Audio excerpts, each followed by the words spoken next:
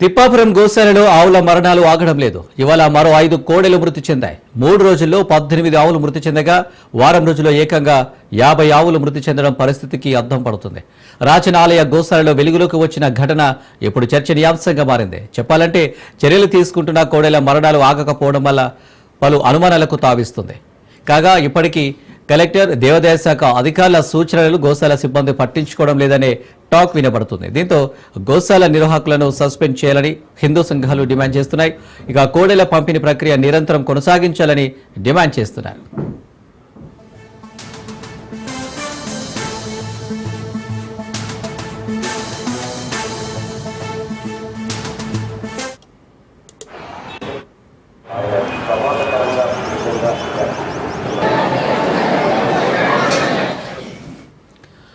తిప్పాపురం గోశాలలో ఆవుల మరణాలు ఆగడం లేదు. ఇవాళ మరో 5 కోడెలు మృతి చెందాయి. 3 రోజుల్లో 18 ఆవులు మృతి చెందగా వారం రోజుల్లో ఏకంగా 50 ఆవులు మృతి చెందడం పరిస్థితికి అద్దం పడుతుంది.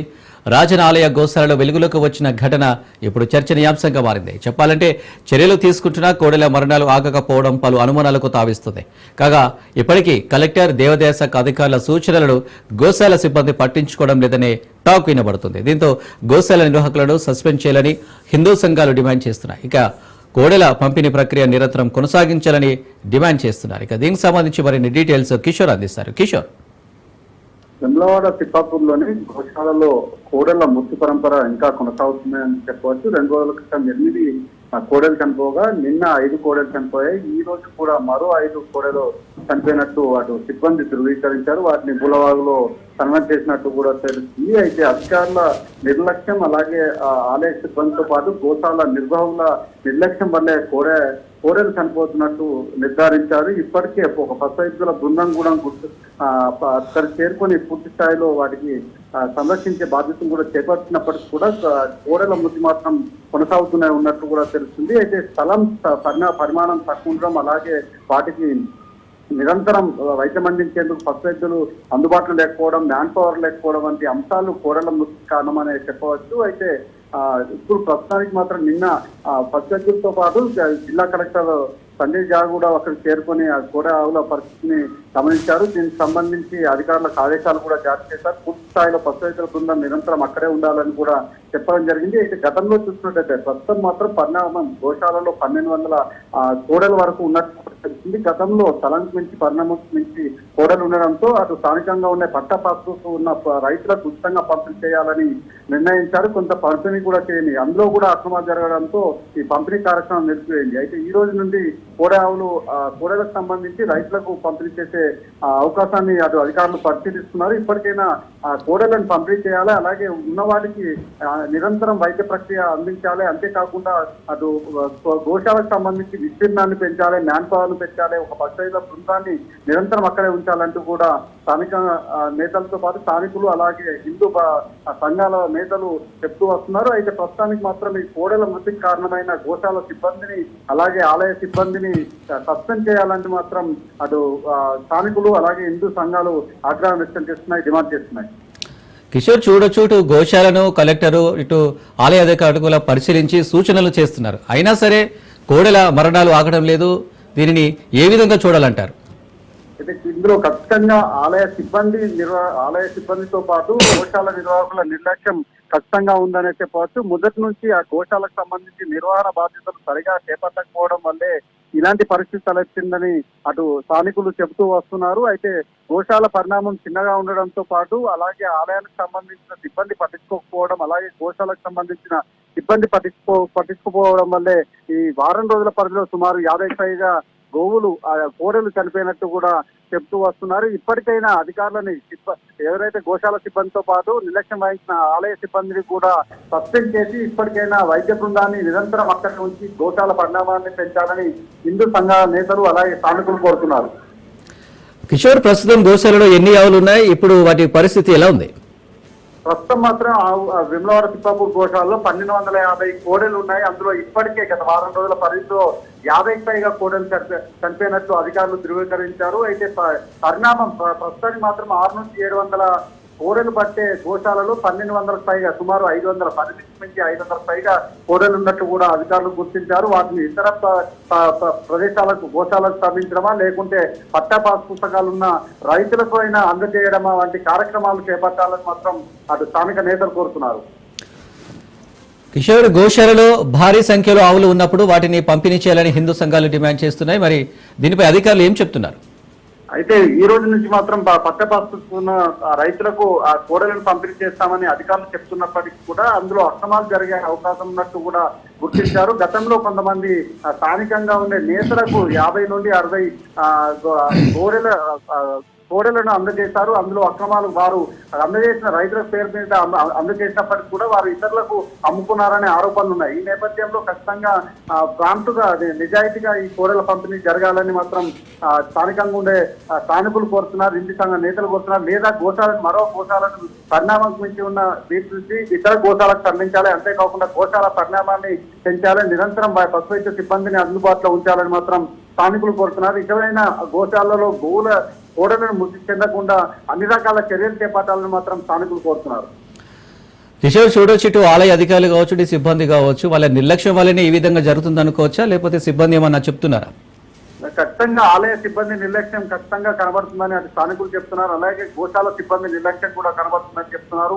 గోశాలకు సంబంధించి పూర్తి స్థాయిలో వర్షాలు పడడం వల్ల పూర్తిగా బుధమయమైంది. అంతేకాకుండా డ్రైనేజీ వాటర్ పోయేందుకు కూడా వీలు లేకుండా అక్కడ గోశాల నిర్మాణం జరిగింది. అంతేకాకుండా గోశాల పరిణామం 600 నుంచి 700 గోవులు పట్టే గోశాలలో 1200 పైగా గోశాలలో గోవులు ఉండడం వల్ల తుక్కిట్లాగా జరగడం, అంతేకాకుండా బురద వల్ల కాళ్లలోకి ఇన్ఫెక్షన్ చేరి ఒక గోవు నుండి ఇతర కోడలకు కూడా ఇన్ఫెక్షన్ సోకి ఇలాంటి పరిస్థితి నెలకొందని చెప్పవచ్చు.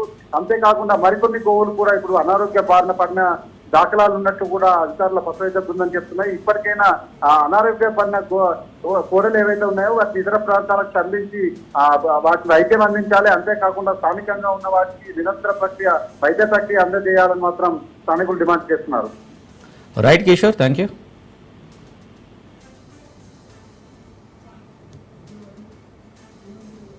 పవిత్రమైన రాజన్న కోడె ముక్క ఏదైతుందో చాలా పవిత్రంగా ప్రధానమంత్రి కూడా వచ్చి ఇక్కడ కోడె కట్టినట్టు దాని విశిష్టత ఏందో ఒకసారి తెలుస్తా ఉంది. ముఖ్యమంత్రి వస్తాడు కోడెలు కడతారు, జిల్లా మంత్రులు వస్తారు కోడెలు కడతారు.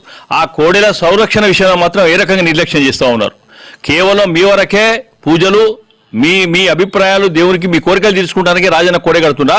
అసలు కోడెల సంరక్షణ విషయంలో ఏమైనా బాధ్యత ఉందా? దాదాపు ఈ మధ్యకాలంలో ఈ 1 year 2 yearsకి వెళ్ళి 200 కోడెలు దాదాపు చనిపోయినాయి.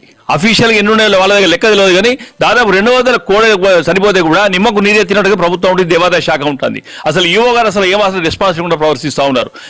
దీనికి తోడుగా కలెక్టర్ గారు పేరు చెప్తా ఉన్నారు. కలెక్టర్ గారిని మేము అడుగుతా ఉన్నాం, స్టూడియో అడుగుతా ఉన్నాం, దయచేసి సమాధానం చెప్పాలి. కోడెల సంరక్షణ విషయంలో బాధ్యత ఎవరిది? కలెక్టర్ గారిదా, టెంపుల్ ఈవో గారిదా, అడ్మినిస్ట్రేషన్ సంబంధించిందా?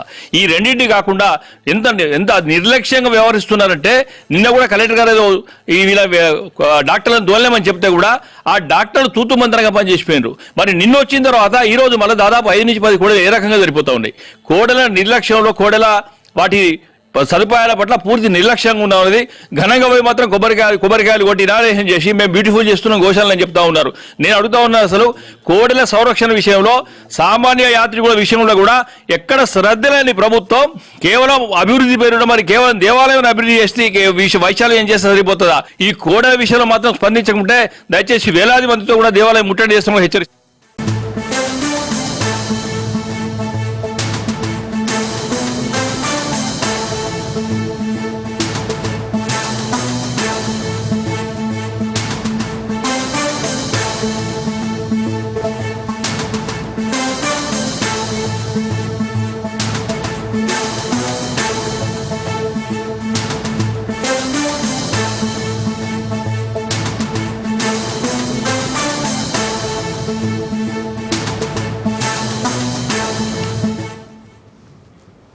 రైట్, తిరుపతిలో రేణిగుంటలో దారుణం చోటు చేసుకుంది. బాలికను ప్రసన్న కుమార్ అనే వ్యక్తి వేధింపులకు గురి చేస్తున్నాడు. బాలిక తల్లిదండ్రులు పోలీసులను ఆశ్రయించారు. తమకు న్యాయం చేయాలని పోలీసులను వేడుకున్నారు. ప్రసన్న కుమార్కు పోలీసులు ఫోక్సో చట్టం కింద కేసు నమోదు చేశారు.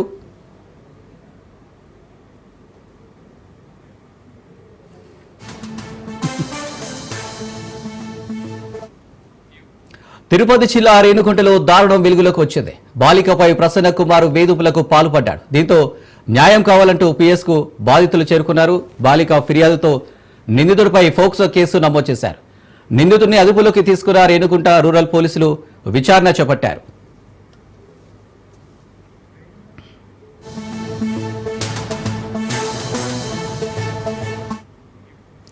తిరుపతి జిల్లా రేణుగుంటలో దారుణం వెలుగులోకి వచ్చింది. బాలికపై ప్రసన్న కుమార్ వేధింపులకు పాల్పడ్డాడు. దీంతో న్యాయం కావాలంటూ పిఎస్కు బాధితులు చేరుకున్నారు. బాలిక ఫిర్యాదుతో నిందితుడిపై ఫోక్సో కేసు నమోదు చేశారు. నిందితుడిని అదుపులోకి తీసుకున్న రేణుగుంట రూరల్ పోలీసులు విచారణ చేపట్టారు.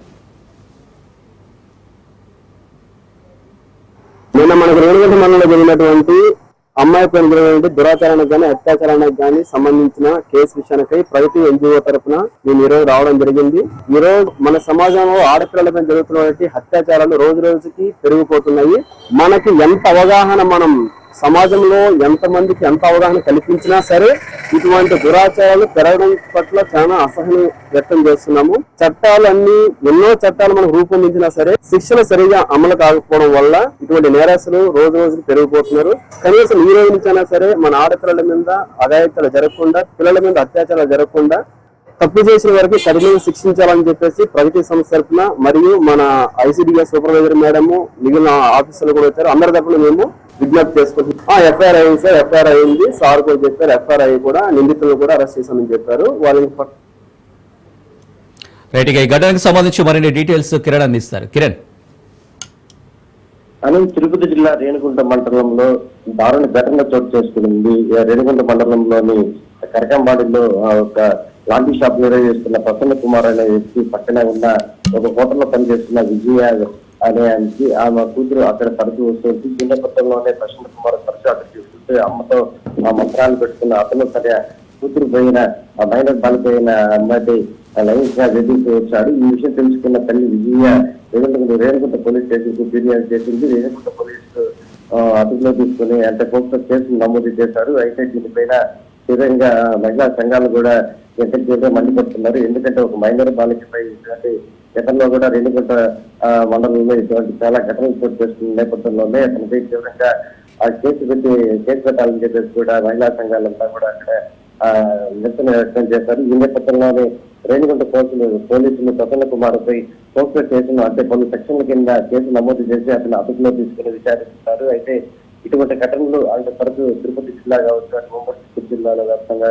తరచూ జరుగుతున్న నేపథ్యంలోనే ఇక మహిళా సంఘాలు కావచ్చు, మరోపక్క దీనికి సంబంధించిన వాళ్ళు కేసు స్థాయిలో ఖండిస్తున్నారు.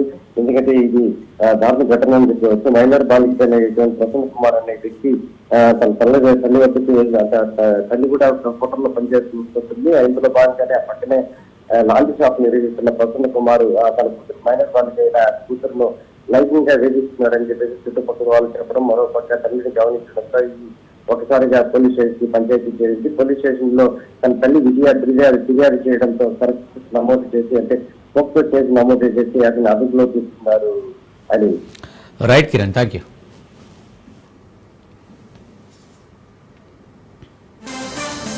చిన్నపాటి వర్షాలతో హైదరాబాద్ లో ఏ రోడ్డు చూసినా గుంతలే దర్శనమిస్తాయి. దీంతో వాహనదారులు ఆ రోడ్లను చూస్తేనే హడలెత్తిపోతున్నారు. రోడ్లపై ప్రయాణిస్తూ నరకం అనుభవిస్తున్నారు. రోడ్లపై నీళ్లు నిలిచినా గుంతలు పడ్డా ఎవరు కూడా పట్టించుకోవడం లేదని వాహనదారులు ఆగ్రహం వ్యక్తం చేస్తున్నారు. హైదరాబాద్ లో రోడ్ల దుస్థితిపై మరింత సమాచారం మా ప్రతినిధి మహేందర్ అందిస్తారు. హైదరాబాద్ మహానగరంలో చిన్నపాటి వర్షం వచ్చినా కూడా రోడ్లన్నీ జలమయం అవ్వడం అనేది ప్రతి సంవత్సరం మనం చూస్తున్నాం. దీనికి ఒక శాశ్వత పరిష్కారం అనేది ఎప్పుడు దొరుకుతుందని ప్రజలు ఇంకా ఎదురు చూస్తూనే ఉన్నారు. అయితే మొన్న కురిసిన ఒక వారం పాటి చిన్నపాటి వర్షాలకు రోడ్లన్నీ ఇప్పటికే పూర్తిగా పాడైపోయాయి. ఎక్కడ చూసినా కూడా నీళ్లు నిలుస్తున్నటువంటి పరిస్థితి కనిపిస్తుంది. మరి అధికారులకు అంటే వర్షాలు కురుస్తాయి, వర్షాకాలం వస్తున్నప్పుడు హైదరాబాద్లో రోడ్లన్నీ అంటే చాలా వరకు కూడా కుంగిపోయే అవకాశం ఉంటుంది. దీనికి శాశ్వత పరిష్కారం చూపించాలి లేదా తాత్కాలిక మరమ్మతులను చేయాలి అనేటువంటి భావన మాత్రం ఎక్కడ కూడా అధికారులు కనబడడం లేదని చెప్పుకోవచ్చు. అంటే ప్రస్తుతం బంజారాయిల్లో మనం ఉన్నాం. బంజారాయిల్లో చూస్తే ఒక వారం కిందట నుంచి కూడా చిన్నపాటి వర్షాలు కురుస్తున్నాయి. చిన్నపాటి వర్షాలకి ఈ రోడ్లన్నీ అది ఏ రకంగా మారిపోయాయి మనం చూస్తున్నాం. ఇక్కడ వివిఐపీల నుండి సామాన్యుల వరకు అందరు కూడా ఈ రోడ్డు పైన ప్రయాణిస్తుంటారు. అంటే ప్రతి ఒక్కరు ప్రయాణిస్తున్న అంటే తమకు జరిగిన అసౌకర్యం గురించి అంటే తమలో తాము తిట్టుకోవడం తప్ప ఎవరు చెప్పినా పట్టించుకోరు అనేటువంటి ధోరణి అధికారంలో ఉంది. కాబట్టి పట్టించుకోరు అనే ధోరణి ఉంది కాబట్టి వాళ్ళైతే కూడా ఎవరిలో వారు అనుకోవడం వదిలేయడం తప్ప ఇంకేం చేయలేని పరిస్థితి అనేది కాడికి వచ్చేసింది. గత 4 నెలలుగా అంటే ఎండాకాలంలో ఇలాంటి పరిస్థితిని పూర్తిగా ఛేదించే అవకాశం ఉంటుంది. దీనికి ఒక శాశ్వత పరిష్కారం చూపే అవకాశం ఉంది, సమయం ఉంది, నిధులు ఉన్నాయి. మరి దీనికైనా పరిష్కారం చూపెట్టాలన్నటువంటి చిత్తశుద్ధి అధికారులు లేదు. ఇటు ప్రభుత్వానికి ఎలాంటి చిత్తశుద్ధి లేదు అనడంలో మాత్రం క్లియర్గా అర్థమవుతున్న పరిస్థితి కనిపిస్తుంది. చిన్నపాటి వర్షం పడితే హైదరాబాద్లో రోడ్లన్నీ కూడా జలమయం అవ్వడం, మ్యాన్ హోల్లు తెరుచుకొని ఇప్పటికే అనేక మరణాలు సంభవించడం ఇవన్నీ మనం చూసాం. అయినా కూడా ఇటు పాలకుల్లో కానీ అధికారుల్లో కానీ ఇలాంటి మార్పు అనేది మాత్రం రావడం లేదు. మరి ఇప్పటికైనా ఇప్పుడు జరుగుతున్నటువంటి ఉదాహరణలు చూసినా మరి ప్రభుత్వంలో ప్రభుత్వ అధికారులపైన కూడా మార్పు రావాలి. కానీ చిన్నపాటి వర్షాలకు ఎక్కడ చూసినా కూడా అంటే ఎంత అసౌకర్యం కల్పిస్తున్న రోడ్లను చూస్తుంటారు కానీ తమకేం పట్టింపు లేదు అన్నట్టుగా వదులుతుంటారు. ఇలాంటి వాటిపైన దృష్టి సారించాలన్న అవసరం అయితే ఖచ్చితంగా ఉంది. లేకపోతే ప్రమాదాలకు గురే అవకాశం ఉంటుంది. అంటే ఇప్పటికే ఇలాంటి రోడ్లపైన ప్రయాణించి అనారోగ్య సమస్యలు కూడా కొని తెచ్చుకుంటున్న పరిస్థితి ఉంది. ఒకవైపు సామాన్యుడు అంటే చాలీచాల జీతాలతో ఉద్యోగాలకు అంటే ఇప్పుడు ద్విచక్ర వాహనం తప్పని పరిస్థితులు అన్న సందర్భాలు ఉన్నాయి. మరి ఇలాంటి సందర్భంలో అంటే ఇలాంటి రోడ్లపైన ప్రయాణిస్తూ అటు వెహికల్ మెయింటెనెన్స్ కు మెకానిక్లకు తనకు వచ్చే చాలీచాల సంపాదనతో మరోవైపు గుంతల రోడ్లో ప్రయాణిస్తూ అనారోగ్య సమస్యలు కొని తెచ్చుకొని ఆసుపత్రి పాల్గొన అంటే తన సంపాదనతో దాదాపు ఈ బైక్ రిపేర్లకు అలాగే అనారోగ్య కారణాలతో ఆసుపత్రులకు మాత్రమే తమ జీతంలో చెల్లించుకోవాలని అవసరం దుస్థితి కూడా ఏర్పడింది. సో ఇలాంటి చిన్న చిన్న కారణాలను మనం మెన్షన్ చేసుకోవచ్చు. మొత్తానికైతే హైదరాబాద్లో చిన్నపాటి వర్షం వస్తే రోడ్లన్నీ కూడా అతలాకుతలం అవుతుంటాయి, అస్తావ్యస్తంగా మారుతుంటాయి. ప్రభుత్వం మాత్రం దీనిపైన దృష్టి సారించడం లేదు. ఎప్పుడు దీనికి శాశ్వత పరిష్కారం అనేటట్టుగా ప్రజలు మాత్రం ఎదురు చూస్తుంటారు. చేసేదేమి లేక కొన్ని సందర్భాల్లో అంటే రకరకాల మాధ్యమాల్లో ఇప్పటికే ప్రభుత్వానికి వినతులు పెడుతుంటారు, మెయిల్స్ రూపంలో పెడతారు, సోషల్ మీడియాలో తమ అసౌకర్యాన్ని చెప్తుంటారు. అయినా కూడా ప్రభుత్వం నుంచి కానీ పాలకుల నుంచి కానీ అధికారుల నుంచి కానీ ఎలాంటి మార్పు అనేది రాదు అనేటట్టుగా కొంతమంది డిసైడ్ అయిపోయి ఉంటారు. సో ప్రతినిత్యం ఇలాంటి అసౌకర్యాలు ఎదుర్కొంటున్నటువంటి ప్రజలకు ఒక పరిష్కారం చూపాలన్న బాధ్యత అయితే జిహెచ్ఎంసీ పైన ఉంది. మరి ఇప్పటికైనా వాళ్ళలో మార్పు వస్తుందా ఇవన్నీ కూడా ఎదురు చూడాలని అంశం అనుకోవచ్చు. ఇది ఓవరాల్గా బంజారాహిల్స్లో రోడ్ల దుస్థితి. కెమెరా పర్సన్ విశ్వతో మహేందర్ రెడ్డి, హైదరాబాద్, బంజారాహిల్స్. అధికారంలోకి రాగానే అది చేస్తాం ఇది చేస్తామంటూ గొప్పలు చెప్పారు. రోడ్లను అద్దంలా మారుస్తామని ఎన్నికల ప్రచారంలో ఊదరగొట్టారు. తీరా అధికారం చేతులకు వచ్చాక కూటమి నేతల అసలు రంగు బయటపడింది. పీఠం ఎక్కారో లేదో ఇచ్చిన హామీలను గంగలో కలిపారు. కొత్త రోడ్ల నిర్మాణం సంగతి దేవుడెరుగు. ఉన్న గుంతలను పూడ్చకుండా గాలికి వదిలేశారు. దీంతో ప్రకృతి వనరులను దోచుకోవడంపై పెట్టిన శ్రద్ధ ప్రజలకు ఉపయోగపడే పనులపై పెట్టడం లేదన్న అపవాదు మూటగట్టుకున్నారు.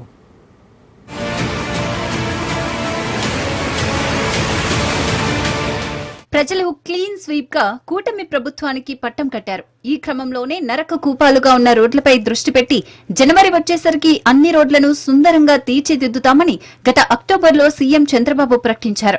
ఆ ప్రకటన కాగితాలపై తప్ప ఆచరణలో లేదు. మరోవైపు రోడ్డు కాంట్రాక్టర్లు సైతం తమకు చాలా ఏళ్లుగా పెండింగ్ బకాయిలు రాలేదని అవి తీర్చే వరకు కొత్త రోడ్లు వేయబోమని తేల్చి చెప్పేశారు. చివరికి రోడ్లను పట్టించుకునే నాదుడే లేకుండా పోయాడు. రోడ్లలో చాలా గుంటలు ఉన్నాయండి. దీనివల్ల మాకు పేషెంట్లు కానీ లేకపోతే పిల్లలు చదువుకోవడానికి కానీ డెలివరీ క్యాండిడేట్స్ కానీ మేము పిఎస్సి తీసుకెళ్ళాలన్నా సరే రోడ్లు చాలా ఇబ్బందిగా ఉన్నాయి. చూస్తున్నారు కదండి, మరమ్మతు చేయాలంటే ఏ ప్రభుత్వం వచ్చినప్పటికీ మాకు రోడ్లు సౌకర్యంగానే ప్రభుత్వం అన్ని విధాలుగా సహకరిస్తుందని చెప్తున్నారు. కాకపోతే మనం ఇక్కడ ప్రత్యక్షంగా చూస్తున్నాం కదండి, ఈ రోడ్లు అనేసరికి బాగాలేదు. సో మీరు ప్రభుత్వం వారు అందరూ కొంచెం గమనించి ఈ రోడ్ల కోసం ఆలోచిస్తారని వినయపూర్వకంగా కోరుకుంటున్నాం సార్. ప్రజల సౌకర్యం కోసం ప్రతి గ్రామానికి రోడ్డు కల్పిస్తామని చెప్పిన ప్రభుత్వం ఏడాది గడిచినా ఇప్పటి వరకు రోడ్లు వేయకపోవడంపై తీవ్ర విమర్శల పాలవుతోంది. అడుగడుగునా చెరువులను తలపించే రోడ్లతో ప్రయాణికులు తీవ్ర ఇబ్బందులు పడుతున్నారు. పద్మనాభం, ఆనందపురం, విశాఖ నగర ప్రాంతం, మధురవాడ అన్ని వీధి రోడ్ల నుంచి హైవే రోడ్ల వరకు ఇదే పరిస్థితి. ఆటో వాళ్ళండి ఇల్లు రానకి చాలా ఇబ్బంది అవుతుంది. రోజు ఇంకో 10 సార్లు మేము తిరగవలసి వస్తుందండి. గుంతలు ఏర్పడడం వల్ల ప్రజలు చాలా ఇబ్బంది అవుతుంది. వర్షాలు పడేటప్పుడు చాలా యాక్సిడెంట్లు కూడా జరిగి ఎక్కువ అవుతున్నాయి. ఈ ప్రభుత్వమైన కొంచెం దీనిగా శ్రద్ధ చూపించి ఈ రోడ్డు బాగు చేస్తారని ఆశిస్తామండి. ఎన్ని ప్రభుత్వాలు వచ్చినా హామీలు తప్ప కనీసం ఎక్కడా పరిస్థితి మారటం లేదని జనాలు గగ్గోలు పెడుతున్నారు. పాడేరు, అరకు పరిసర ప్రాంతాల్లో నాయకులు ఫోటోఫోస్ కోసం తప్ప తమకు రోడ్డు కల్పించడం లేదని ఆవేదన వ్యక్తం చేస్తున్నారు. నిత్యం గుంతల రోడ్లపై రాకపోకలు సాగించడంలో ప్రమాదాల బారిన పడుతున్నామని వాపోతున్నారు. ఇప్పటికైనా రాష్ట్ర ప్రభుత్వం చొరవ తీసుకుని రోడ్లను వేయాలని కోరుతున్నారు.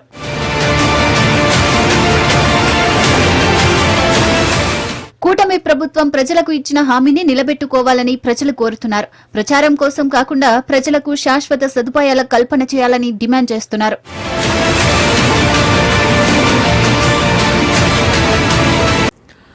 ఆపరేషన్ సింధూర్ విజయవంతమైందన్నారు ప్రధాని మోదీ. పాక్ ఊహించని ప్రాంతాలపై దాడులు చేశామన్నారు. పాక్లోని ఉగ్ర శిబిరాలను ఆర్మీ కూల్చివేసిందన్నారు. ఉగ్రవాదుల సహాయంతో పరోక్ష యుద్ధం అసలు ఆమోదయోగ్యం కాదని, ఉగ్రదాడులను సహించేది లేదన్నారు. ఖచ్చితంగా తగిన మూల్యం చెల్లించుకుంటారని హెచ్చరించారు. आतंकवादियों के खिलाफ भारत के इतिहास का सबसे बड़ा और सफल ऑपरेशन है, जहां पाकिस्तान की सेना ने सोचा तक नहीं था, वहां आतंकी ठिकानों को हमारी सेना ने मिट्टी में मिला दिया. सैकड़ों किलोमीटर अंदर घुस करके मिट्टी में मिला दिया. ऑपरेशन सिंदूर ने डंके की चोट पर कह दिया है कि आतंकवादियों के जरिए छद्म युद्ध, प्रॉक्सी वॉर नहीं चलेगा.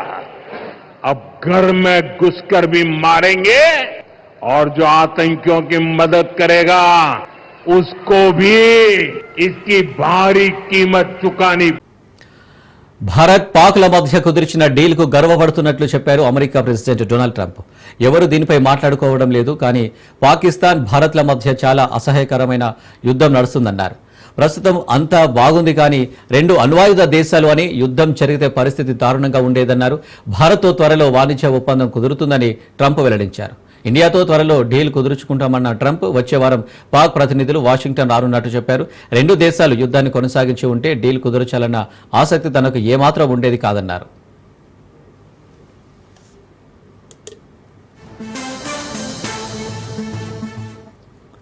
భారత్ పాక్ల మధ్య కుదిర్చిన డీల్కు గర్వపడుతున్నట్లు చెప్పారు America president Donald Trump.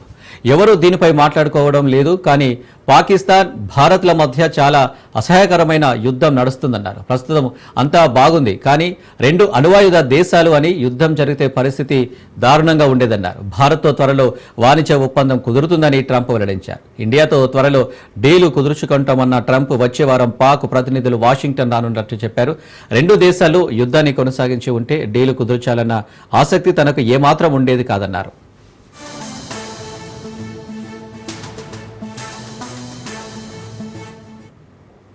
I think the deal I'm most proud of is the fact that we're dealing with India, we're dealing with Pakistan, and we were able to stop potentially a nuclear war through trade as opposed through bullets. You know, normally they do it through bullets, we do it through trade. So I'm very proud of that. Nobody talks about it, but we had a very nasty potential war going on between Pakistan and India. And now if you look, they're doing fine. That was getting very bad. That was getting very nasty. They're both nuclear powers.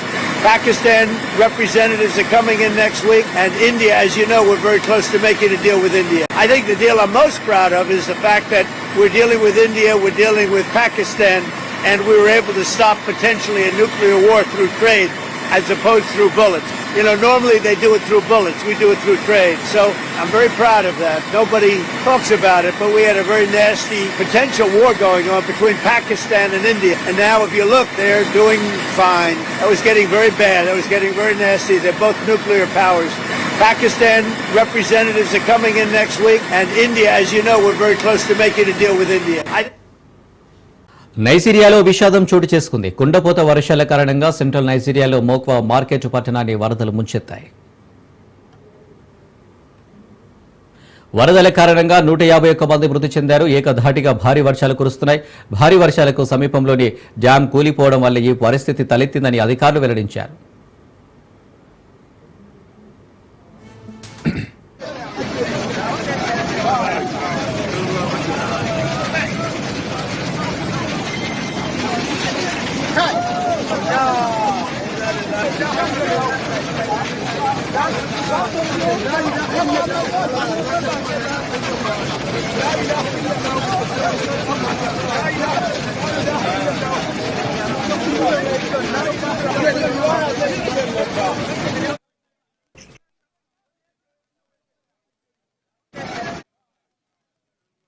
కారణంగా అధిక సంఖ్యలో ప్రజలు నిరాశ్రయ్యారు. మృతుల సంఖ్య ఇంకా పెరిగే అవకాశం ఉందని అధికారులు తెలిపారు. 500 ఇళ్లు ధ్వంసమయ్యాయి. 3000 మంది జనం నిరాశ్రయాలుగా మారారు.